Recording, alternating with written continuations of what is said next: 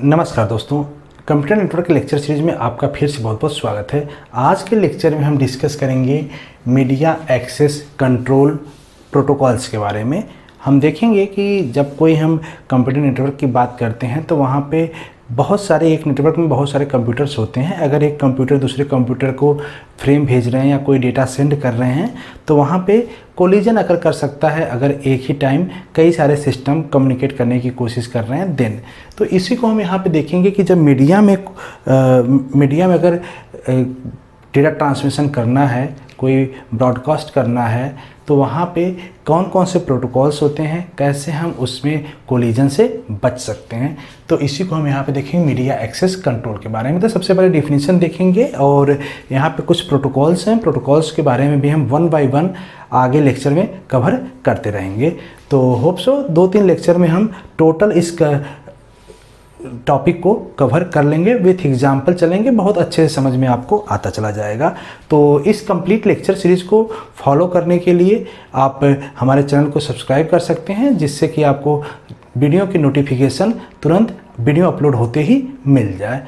और अगर lecture notes आपको चाहिए तो लेक्चर नोट्स वीडियो को डिस्क्रिप्शन में लिंक दिया गया होगा, वहाँ से जाके आप hand retain notes same subject के टॉपिक वाइज जो हम वीडियो यहाँ पे कवर कर रहे हैं, ऐसे ही लेक्चर वाइज आपको वहाँ पे नोट्स मिल जाएंगे पीडीएफ के फॉर्म में। तो चलिए हम यहाँ पे देखते हैं मीडिया एक्सेस कंट्रोल के पहले डिफिनीशंस कि क्या कहता है media access control. When a node connected and use a common link called multi point or broadcast link. जब कोई भी ब्रॉडकास्ट लिंक या मल्टी पॉइंट, जहाँ पे बहुत सारे कंप्यूटर या नोड लिंक होते हैं, वहाँ पे अगर कोई नोड कनेक्टेड है, नोड मीन्स यहाँ पे कंप्यूटर की बात कर रहा है। ध्यान दीजिए, नोड कहीं बात करें या कहीं स्टेशन बोले हम या तो कहीं कंप्यूटर कहें, दैट मीन्स सेम, एक ही चीज़ की हम बात कर रहे हैं। तो अगर कोई नोड ऐसा कनेक्टेड है किसी ब्रॉडकास्ट लिस्ट में या कोई मल्टी पॉइंट में जहाँ पे बहुत सारे नोड या कंप्यूटर कनेक्टेड हो सकते हैं, तो वहाँ पे हमको we need a multiple access protocol. तो वहाँ पे हमको एक मल्टीपल एक्सेस प्रोटोकॉल की जरूरत पड़ेगी। प्रोटोकॉल्स मीन्स क्या होता है? Set of rules. कोई रूल्स चाहिए होता है कि वहाँ पे मल्टीपल एक्सेस कैसे हो। तो to coordinate access to the link, multiple access protocol used to reduce collision and crosstalk between channel। तो अगर एक ही लिंक में बहुत सारे नोड्स कनेक्टेड हैं तो वहाँ पे अगर हम कोई प्रोटोकॉल्स यूज़ करेंगे तो उससे क्या होगा कि कोलिजन होने के चांसेस कम होंगे, कोई क्रॉस टॉक नहीं होगा। क्रॉस टॉक मीन्स एक सपोज करो कि एक सिस्टम दूसरे सिस्टम डेटा भेज रहा है, कोई third system fourth system data भेज रहा है और बीच में क्या हो गया? क्रॉस टॉक हो गया। तो इससे क्या हो सकता है? आपका जो फ्रेम या डेटा है वो क्या करता है? कोलैप्स कर सकता है, डिस्ट्रॉय हो सकता है, या करेक्ट फॉर्मेट में नहीं पहुंच पाता रिसीवर के पास। ठीक है, तो उसी के लिए हम यहाँ पे मल्टीपल एक्सेस प्रोटोकॉल में कुछ प्रोटोकॉल्स यूज करेंगे। इस प्रोटोकॉल्स को डिटेल में चलने से पहले हम एक रियल लाइफ या रियल टाइम सिचुएशन लेते हैं समझने के लिए, फिर आपको बहुत ईजिली ये सारी चीज़ समझ में आ जाएगा। सिचुएशन समझिएगा कि होप सो जैसे आप क्लासरूम में बैठे हैं तो क्लासरूम में नियरली 60 स्टूडेंट या मोर देन 60 स्टूडेंट हो सकते हैं। सपोज हम क्लास ले रहे हैं आपकी, हम आपको टीच कर रहे हैं, तो हमने कुछ क्वेश्चन एराइज किया, कुछ टॉपिक डिस्कस कर रहा है, तो वहाँ पे ध्यान दीजिए कैसे कोई रिप्लाई कर सकता है। तो अब वहाँ पे जो 60 स्टूडेंट हैं, आप देखेंगे 60 स्टूडेंट इंडिपेंडेंट हैं, कोई भी कभी भी क्वेश्चन पूछ सकता है। तो इससे क्या होगा? अगर सारे इंडिपेंडेंट मतलब सारे जितने 60 लोग हों एक नोड की तरह काम कर रहे हो और सारे लोग एक डेटा सेंड करने लगे मेरे पास, क्वेश्चन का आंसर देने लगे या कोई बात करने लगे, तो उस टाइम क्या होगा? कोलिजन हो जाएगा। तो इस टाइप के कोलिजन से बचने के लिए मुझे प्रोटोकॉल्स की ज़रूरत पड़ती है। तो एक तो सिनारियो ये हो सकता है कि रैंडमली कोई भी बच्चा कभी भी एक्शन पूछ सकता है, तो उसके लिए एक प्रोटोकॉल्स आपका यहाँ पे है, रैंडम एक्सेस प्रोटोकॉल्स, इसको फॉलो करेगा। कुछ हम अगर रूल्स और स्ट्रिक्ट बना दें कि हम नहीं ऐसे कर लें कि कुछ रिजर्वेशन कर दें या कुछ पोलिंग कर दें या कंट्रोल्ड कर दें कि सपोज इस रो से ही कोई लड़का मुझसे क्वेश्चन पूछ सकता है, या जो आगे बैठा वही लड़का मुझसे क्वेश्चन पूछ सकता है, या जो मिडिल में पूछा है, तो यहाँ पे क्या होगा? कोलिजन होने के चांसेस क्या हो जाएंगे? कम हो जाएंगे। ठीक है, तो इस दूसरा आता है इसी तरह से कंट्रोल्ड एक्सेस प्रोटोकॉल। ठीक है, तीसरा एक हो सकता है चैनलाइज प्रोटोकॉल, कि हम एक चैनल बना दें कि एक साथ चैनल में 3 क्वेश्चन हम ले सकते हैं पैरेलल इस टाइम ड्यूरेशन में। तो 3 लोग कोई क्वेश्चन कर सकते हैं या कोई डेटा सेंड कर सकते हैं हमारे पास, तो वहाँ भी कोलिजन होने के चांसेस कम होंगे। तो इसी बेस पे मल्टीपल एक्सेस प्रोटोकॉल डिसाइड किया गया। पहला आपका रैंडम एक्सेस प्रोटोकॉल है। रियल लाइफ सिनेरियो समझे तो रैंडमली 60 बच्चे हैं तो 60 के 60 बच्चे कभी भी डेटा हम क्वेश्चन आंसर कर सकते हैं हमसे, तो उस टाइम कोलिजन होने के चांसेस ज़्यादा है, क्योंकि जो लिस्नर है, सपोज मैं हूँ, वो केवल एक ही पर्सन को तो करेक्टली सुन सकता है, उसको रिप्लाई कर सकता है, ठीक है। तो यहाँ पे कोलिजन होने के चांस ज़्यादा होते हैं। इसको कहते हैं रैंडम एक्सेस प्रोटोकॉल।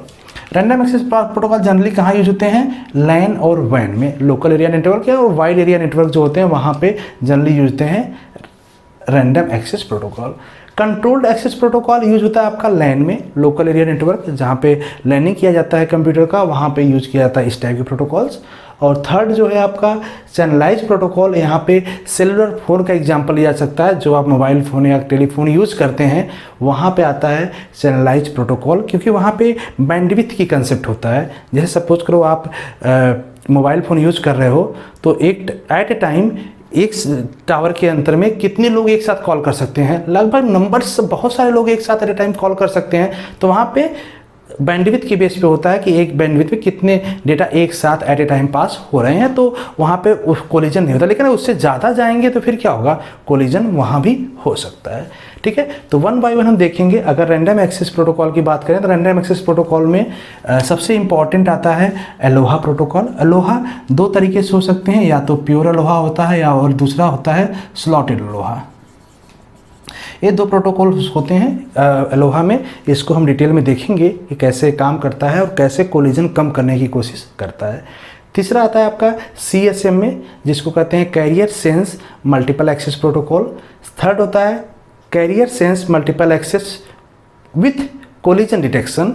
एक आपका प्रोटोकॉल है जो कोलिजन डिटेक्शन के साथ चलता है। इसी तरह से इसमें नेक्स्ट प्रोटोकॉल है रैंडम एक्सेस में ही CSM में CA carrier sense multiple access collision avoidance,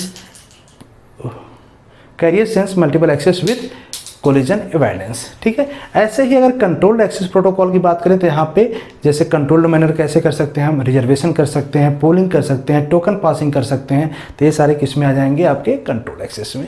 और चैनलाइजेशन की बात करें, चैनलाइजेशन में FDM में frequency division multiple access, TDM में time division multiple access and CDM में code division multiplex access protocols होंगे। तो इन सारे प्रोटोकॉल्स को हम वन बाय वन डिटेल में करेंगे। पर फिलहाल हम शार्ट में यहाँ पे समझ लें इन तीनों का डिफरेंस क्या है, मीनिंग क्या है इन दोनों का, तो और बेटर आपको रहेगा एक एक प्रोटोकॉल समझने में। चलिए देखते हैं सबसे पहले random access protocol. Random access protocol जैसे हमने बताया यहाँ पे रैंडमली कोई भी टॉक कर सकता है, कोई भी डेटा सेंड कर सकता है। Means no station has more priority than other station. किसी भी स्टेशन मीन्स यहाँ पे कंप्यूटर से है कि सपोज 50 कंप्यूटर से कंप्यूटर नेटवर्क में है तो कोई भी सुपीरियर नहीं है वहाँ पे, सबकी अपनी खुद सब अपने आप में सुपीरियर, कोई भी कभी भी डेटा सेंड कर सकता है। Means no station has more priority than other. किसी की प्रायोरिटी नहीं है कि पहले हम सेंड करेंगे, पहले दूसरा सिस्टम स्टेशन सेंड करेगा, कोई भी सेंड कर सकता है submit. Then data depending upon medium stage ideal और बिजी। ध्यान दीजिए जब हम चैनल की बात करते हैं, चैनल मीन्स जैसे अगर हम कंप्यूटर का नेटवर्क लेते हैं, जैसे सपोज करो कि ये आपका चैनल है, ठीक है, यहाँ पे कंप्यूटर, यहाँ पे कंप्यूटर, ये सारे कंप्यूटर हैं सपोज। तो इस चैनल में दो स्टेट होते हैं।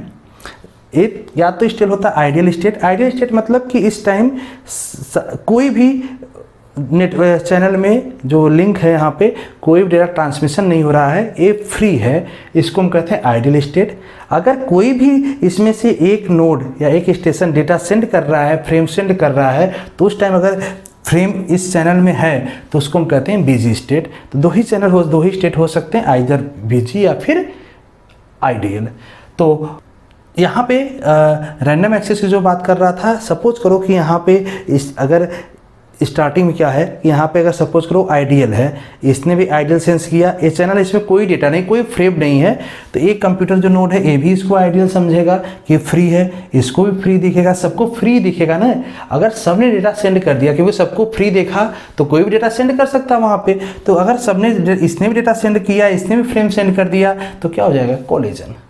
अगर बिजी होगा तब तो कोई नहीं सेंड करेगा, जैसे इसने इसको देखा कि ये बिजी है तब तो सेंड नहीं करेगा, जाहिर सी बात है। लेकिन सबको अगर आइडियल मोर देन वन को अगर आइडियल दिखा, अगर डेटा सेंड किया, तो उस टाइम क्या होगा? कोलिजन होगा, ठीक है। नेक्स्ट क्या है, if more station try to send frame there is a collision. अगर मोर देन वन स्टेशन अगर डेटा फ्रेम सेंड कर रहे हैं तो कोलिजन हो सकता है। ये होता है रैंडम एक्सेस प्रोटोकॉल्स में। बाकी इससे कोलिजन को मिनिमाइज करने के लिए जो हम प्रोटोकॉल डिस्कस करेंगे अपकमिंग लेक्चर में, वन बाय वन यहाँ पे हम डिस्कस करेंगे। सेकेंड आता है कंट्रोल्ड एक्सेस प्रोटोकॉल।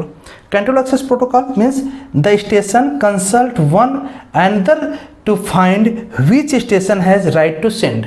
अब यहाँ पे देखिए सुपीरियरिटी की बात आएगी। अगर यहाँ पे एक चैनल है जिसमें नंबर्स ऑफ कंप्यूटर हैं, नंबर्स ऑफ नोड हैं, तो यहाँ पे सब एक दूसरे से कंसल्ट करेंगे कि किसकी राइट्स है, किसका राइट्स है डेटा सेंड करने के लिए। तो यहाँ पे कहीं ना कहीं एक सुपीरियर बनेगा जो डेटा सेंड करेगा। तो इससे क्या होगा, कोलिजन होने के चांसेस कम होते हैं।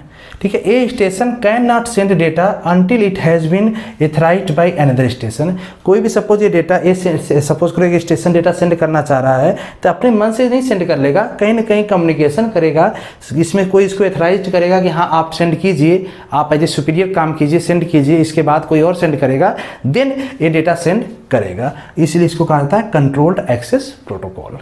ठीक है, थर्ड होता है चैनलाइजेशन। चैनलाइजेशन का मीन्स है it has multiple access method in which available bandwidth of a link is shared in time, frequency और थ्रू ए कोड। तो यहाँ पे मैंने वही बात कर रहा था कि बैंडविड्थ का जो बैंडविड्थ है, जो चैनल की बैंडविड्थ होगी, जैसे इन सब जितने भी लिंक होते हैं या कोई भी वायर होता है जहाँ से डेटा ट्रांसमिशन हो रहा है, तो वहाँ पे क्या हो रहा है, उसकी बैंडविड्थ होती है। अगर आप कंप्यूटर नेटवर्क में इंटरनेट यूज़ कर रहे हैं, लैब में इंटरनेट यूज़ करते हैं या फिर अपने मोबाइल में यूज़ करते हैं, घर पे यूज़ करते हैं ना, सबकी एक बैंडविड्थ होती है कि कितना स्पीड, जिसको हम स्पीड कहते हैं, क्या स्पीड है इसकी।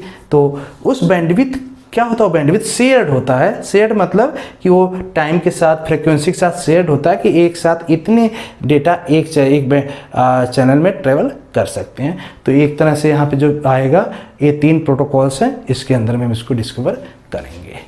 तो होप सो कंसेप्ट क्लियर हो गया होगा। कुछ यहाँ से छोटे मोटे क्वेश्चन थे जो आपके वाइवा में क्वेश्चन में राइज हो सकते हैं, जैसे कि सेंट्रलाइज चैनल का जो प्रोटोकॉल्स है उसका एग्जांपल क्या है, कहाँ पे यूज़ हो सकता है। तो आप कह सकते हैं सेलुलर फ़ोन में है। ऐसे ही लैंड मैन वैन के लिए डिस्कस किया जा सकता है, तो आप यहाँ पे चैनल बात कर सकते हैं।